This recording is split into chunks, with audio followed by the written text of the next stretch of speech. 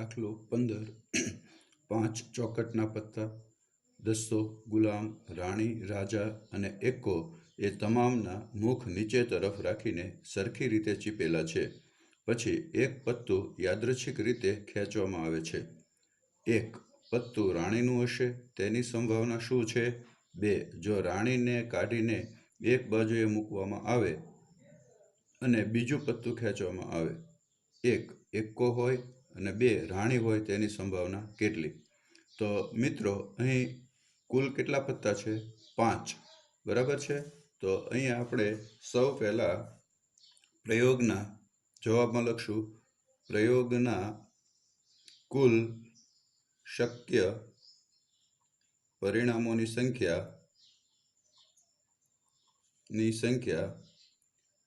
બરાબર 5, કારણ કે દસ્તો ગુલામ રાણી રાજા અને એકો એમ મળીને કુલ કેટલા થશે? 5. બરાબર. હવે દાખલો 1.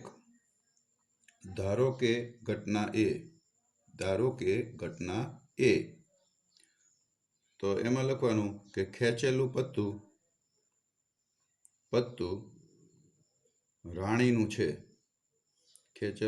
રાણીનું છે. હવે રાણીના કેટલા પત્તા છે? એક જ છે.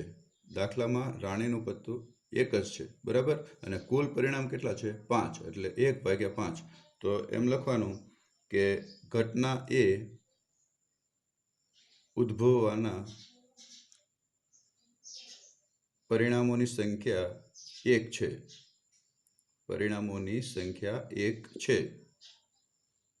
છે. તેથી PA બરાબર 1 કુલ પરિણામ છે 5. એટલે જવાબ આવશે 1/5. પછી દાખલો 2. એમાં શું કીધું છે કે પત્તું જો રાણીને કાઢીને બાજુએ મૂકવામાં આવે તો કુલ કેટલા પત્તા થઈ જાય? 4. રાણી કાઢી નાખો, 5માંથી એક રાણીનું પત્તું કાઢી નાખીએ એટલે કેટલા થશે? 4. બરાબર છે.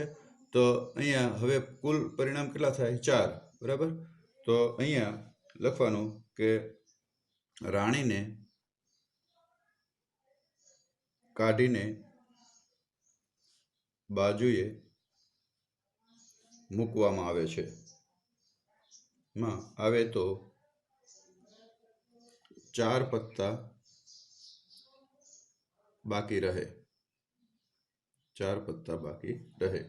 તો એમાં પહેલો એ દાખલો, એમાં એમ લખશું કે ધારો કે ઘટના બી એમાં લખવાનું ખેંચેલું પત્તું એકો હોય. અહીંયા રકમ વાંચશું અહીંયા રકમમાં વાંચો કે એકો હોય. બરાબર છે. તો અહીંયા એકા કેટલા હોય છે? 1 અને કુલ પરિણામ કેટલા છે? 4.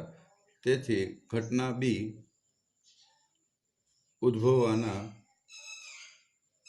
પરિણામોની સંખ્યા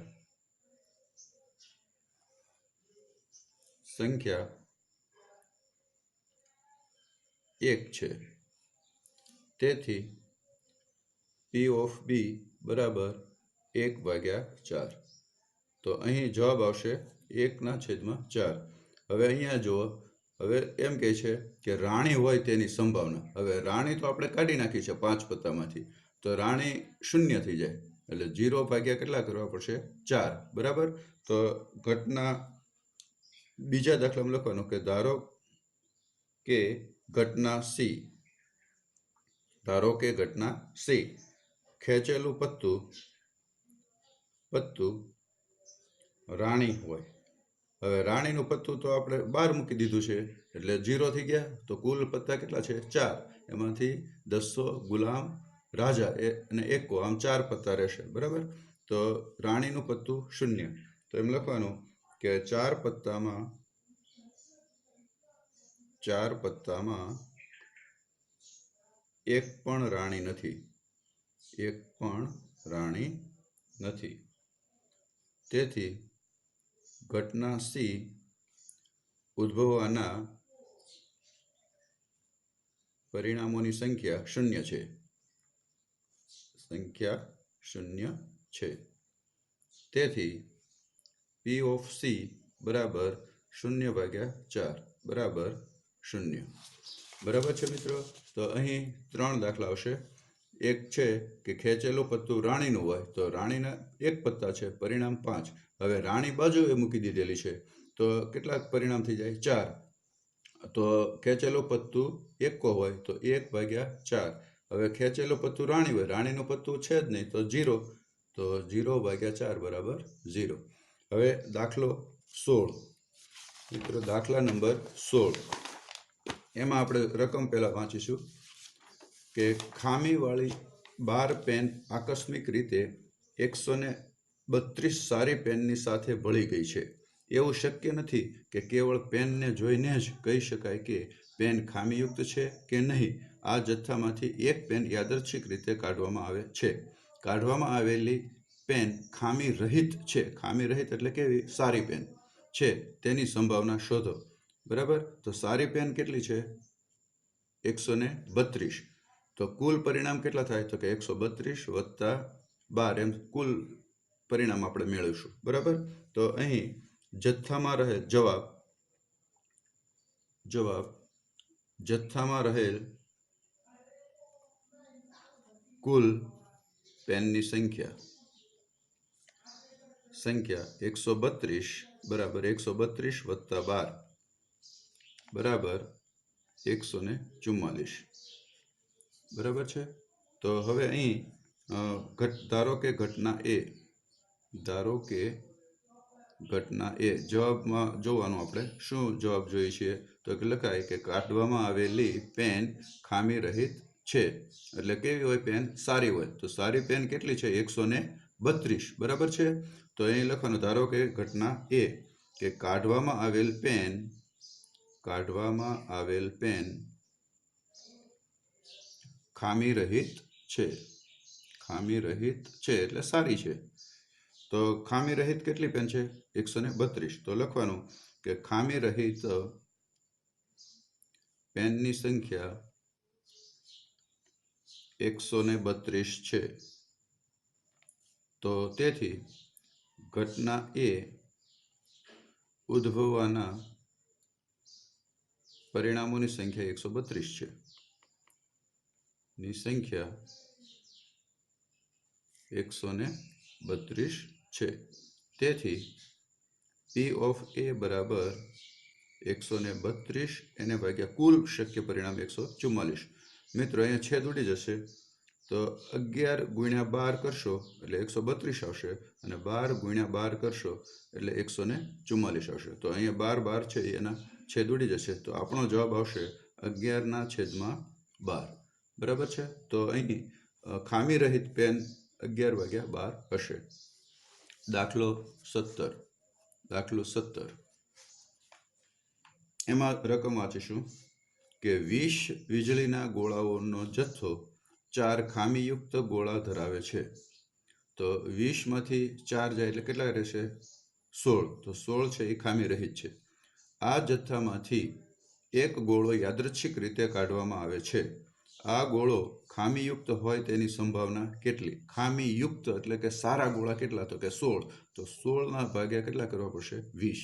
બરાબર છે? તો અહીં હવે બીજો, ધારો કે કાઢવામાં આવેલ ગોળો ખામીયુક્ત નથી અને તેને પાછો મૂકવામાં આવતો પણ નથી. તો હવે બાકીના ગોળામાંથી એક ગોળો યાદચ્છિક રીતે કાઢવામાં આવે છે. આ ગોળો ખામીયુક્ત ન હોય તેની સંભાવના કેટલી? બરાબર છે મિત્રો? તો હવે આ દાખલો આપણે ગણીશું. અહીં જવાબ, તો સૌ પહેલા જથ્થામાં રહેલ ગોળાઓની કુલ સંખ્યા બરાબર 20 છે. અહીં રકમમાં વાંચો તો 20 વીજળીના ગોળા છે. તો જથ્થામાં રહેલ ગોળાઓની કુલ સંખ્યા કેટલી? 20. ખામીયુક્ત ગોળા કેટલા છે? ખામીયુક્ત ગોળા 4. તો એમ લખવાનું કે ખામીયુક્ત ગોળાઓની સંખ્યા બરાબર 4. બરાબર છે? તો હવે તેથી એમ લખાય કે ખામી રહિત ગોળાઓની કુલ સંખ્યા બરાબર 20 માંથી 4 બાદ કરીએ એટલે કેટલા રહેશે? 16. તો ખામી રહિત ગોળાઓની સંખ્યા 16 છે. બરાબર છે. હવે દાખલો 1 પહેલો કે ધારો કે ઘટના એ અહીંયા વાંચો રકમ કે કાઢવામાં આવેલ ગોળો ખામીયુક્ત હોય. બરાબર છે. તો લખવાનું કે કાઢેલ ગોળો ખામીયુક્ત છે. તો ખામીયુક્ત ગોળા કેટલા છે? 4. બરાબર છે. તો તેથી ઘટના એ ઉદ્ભવવાના પરિણામોની સંખ્યા 4 છે. બરાબર છે. તેથી P ઓફ A બરાબર 4/20. તો અહીં છેદ ઉડી જશે. 4 એકુ 4 અને 4 પંચા 20 એટલે બરાબર 1/5. અહીં આપણને જવાબ મળશે 1/5. બરાબર છે. હવે અહીંયા બીજો દાખલો આગળ જોશું કે એક ગોળો છે કાઢી નાખવામાં આવશે. ખામીયુક્ત નથી એવો એક ગોળો કાઢી નાખવાનો. તો 16 હોય એમાંથી એક કાઢી નાખો એટલે કુલ કેટલા ગોળા થઈ જાય? 15. બરાબર છે. તો હવે અહીંયા આપણે લખશું દાખલા નંબર 2. એમાં લખશું કે ધારો કે આપેલ માહિતી મુજબ એકમાં કાઢેલ ગોળો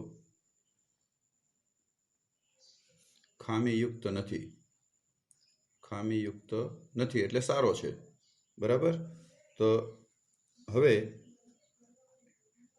જથ્થામાં 16 માંથી 1 જાય તો કેટલા રહેશે? 15. 15 ખામી રહિત અને 4 ખામીયુક્ત એમ કુલ 19 ગોળા છે.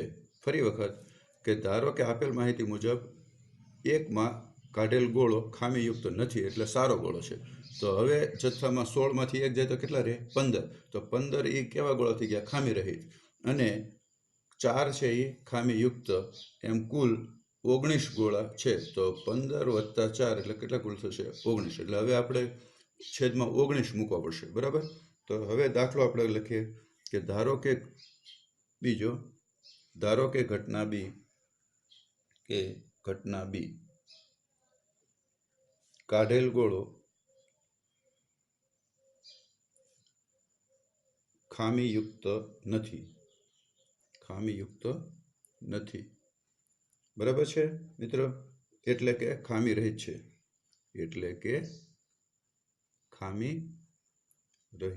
છે. તો ખામી રહિત કેટલા ગોળા છે? અહીંયા જુઓ કેટલા છે ખામી રહિત? 15. બરાબર છે. તો અહીં હવે ખામી રહિત 15 ગોળા છે. બરાબર છે મિત્રો.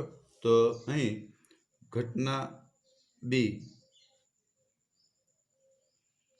ઉદ્ભવવાના પરિણામોની સંખ્યા 15 છે. તેથી P ઓફ બી બરાબર 15/19. બરાબર. તો હજી એક વખત આપણે જોઈ લઈએ. અહીંયા જો ધારો કે આપેલ માહિતી મુજબ એકમાં કાઢેલ ગોળો ખામીયુક્ત નથી. હવે જથ્થામાં 15 ખામી રહિત અને 4 ખામીયુક્ત એમ કુલ 19 ગોળા છે. ધારો કે ઘટના બી કાઢેલ ગોળો ખામીયુક્ત નથી એટલે કે કેવા હોય? ખામી રહિત. તો ખામી રહિત ગોળા કેટલા છે? અહીંયા જુઓ 15 છે. તો 15 છેદમાં કુલ કેટલા છે ગોળા? 19. તો 15/19 આવશે. હવે દાખલા નંબર 18. એની રકમ વાંચું છું. એક ખોખામાંથી 1 થી 90 સુધીની સંખ્યાઓ લખેલી 90 ગોળ તકતીઓ છે. જો ખોખામાંથી એક ગોળ તકતી યાદચ્છિક રીતે કાઢવામાં આવે તો તેના પર 2 અંકની સંખ્યા પછી બીજો દાખલો પૂર્ણ વર્ગ સંખ્યા. ત્રીજો 5 વડે વિભાજ્ય સંખ્યા હોય તેની સંભાવના શોધો. તો મિત્રો 1 થી 90 જે સંખ્યા છે એમાં આપણે એક પછી એક દાખલા જોશું. તો પહેલા દાખલો પહેલાં આપણે સમજી લઈએ કે 2 અંકની સંખ્યા હોય તો કુલ કેટલા અંક છે મિત્રો? 90. તો એક અંકની સંખ્યા કેટલી? 1 2 3 4 5 6 7 8 ને 9. એટલે 90માંથી 9 બાદ કરશો એટલે કેટલા આવશે? 81. બરાબર છે. તો પહેલા દાખલામાં એમ આવે કે 2 અંકની સંખ્યા 81 આવે તો 81 ભાગ્યા કેટલા લખાય? 90. બરાબર છે. પછી બીજો દાખલો શું કહે છે? પૂર્ણ વર્ગ સંખ્યા હોય. તો મિત્રો 1 થી 90 સુધીની પૂર્ણ વર્ગ સંખ્યાઓ હું બોલું છું. 1 4 9 16 25 36 49 64 અને 81. આમ કુલ 9 છે એ પૂર્ણ વર્ગ સંખ્યા આવશે. એટલે 9 ભાગ્યા કેટલા કરશું આપણે? 90. આ દાખલા નંબર 2. પછીનો દાખલો છે 5 વડે વિભાજ્ય સંખ્યા હોય. બરાબર છે. તો 5 વડે વિભાજ્ય સંખ્યા હોય 5 10 15 20 25 30 35 એમ કરતા 90 સુધી આવશે. એટલે કુલ 18 સંખ્યા આવશે. તો 18 ભાગ્યા કેટલા કરશું આપણે? 90. બરાબર. હવે આપણે ક્રમમાં એક પછી એક દાખલો શીખીશું. બરાબર. તો અહીંયા જવાબ લખશું. એમાં સૌ પહેલા લખશું કે એક તકતી કાઢવાના પ્રયોગના કુલ પરિણામોની સંખ્યા બરાબર 90. કુલ આપણે 1 થી 90 સુધીની સંખ્યા લખેલી છે તકતી ઉપર. બરાબર. ગોળ તકતીઓ છે. હવે પહેલો દાખલો એમ કહે છે કે 2 અંકની સંખ્યા હોય. મેં મિત્રો હમણાં સમજાવ્યું કે 90માંથી 9 જાય એટલે કેટલા રહેશે? 81. તો કુલ પરિણામ છે 90. તો 81 ભાગ્યા 90. તો હવે પહેલો દાખલો આપણે આ રીતે શીખીશું કે ધારો કે ઘટના એ કાઢેલ તકતી પર 2 અંકની સંખ્યા હોય.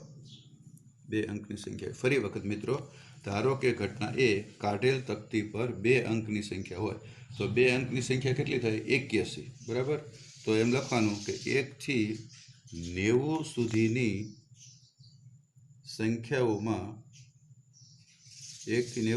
સંખ્યાઓમાં 2 અંકની 81 સંખ્યાઓ છે. બરાબર છે. તો તેથી ઘટના એ ઉદ્ભવવાના પરિણામોની સંખ્યા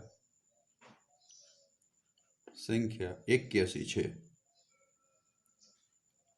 તેથી P ઓફ A બરાબર 81 ભાગ્યા 90. બરાબર છે. તો અહીંયા છેદ ઉડી જશે. 9 ને 9 વડે ગુણશું એટલે 81 અને 10 ને 9 વડે ગુણશું એટલે 90. અહીંયા 9 9 દૂર થશે એટલે 9/10 જવાબ આવશે. પછી દાખલા નંબર 2. અહીંયા રકમ વાંચશું. પૂર્ણ વર્ગ સંખ્યા હોય. દાખલો બીજો વાંચો. રકમ પૂર્ણ વર્ગ સંખ્યા હોય. બરાબર છે. તો અહીં લખવાનું કે ધારો કે ઘટના બી એમ લખશું કે કાઢેલી તકતી પર પૂર્ણ વર્ગ સંખ્યા હોય. બરાબર છે. તો અહીં પૂર્ણ વર્ગ સંખ્યાઓ બોલું છું. 1 4 9 16 25 36 49 64 81. તો 1 થી 90 વચ્ચેની પૂર્ણ વર્ગ સંખ્યાઓ ફરી વખત બોલીશ. 1 4 9 16 25 36 49 64 અને 81 છે. એટલે કુલ કેટલા પરિણામ થાય? 1 2 3 4 5 6 7 8 અને 9. બરાબર છે. તો એમ લખવાનું કે ઘટના બી ઉદ્ભવવાના પરિણામોની સંખ્યા 9 છે. તેથી P ઓફ B બરાબર 9/90. बराबर है मित्रों। तो छेद उड़ी जशे 9 एकू 9 અને 9 દાણ 90 એટલે 1ના છેદમાં કેટલા આવશે 10। પછી દાખલો 3 અહીં રકમમાં જોશું। અહીંયા એમ લખ્યું છે 5 વડે વિભાજ્ય સંખ્યા હોય। ફરી વખત 5 વડે વિભાજ્ય સંખ્યા હોય, બરાબર છે। તો લખીએ ધારો કે ઘટના C એમાં લખવાનું કે કાઢેલી तख्ती पर 5 वडे विभाज्य संख्या होय, बराबर है। तो 5 वडे विभाज्य संख्या अहीं लखुं छुं 5, 10, 15, 20, 25, 30, 35, 40, 45, 50, 55, 60, 65, 70, 75 અને 80, પછી 85 અને 90। મિત્રો હવે સંખ્યા ગણી લઈશું આપણે। 1, 2, 3, 4, 5, 6, 7, 8, 9, 10, 11, 12, 13, 14, 15, 16, 17 ને 18। તો અહીં ઘટના C ઉદ્ભવવાના પરિણામોની સંખ્યા 18 છે। 18 છે। તેથી P of C બરાબર 18/90। તો અહીંયા છેદ ઉડી જશે 18 × 5 = 90 એટલે 1/5।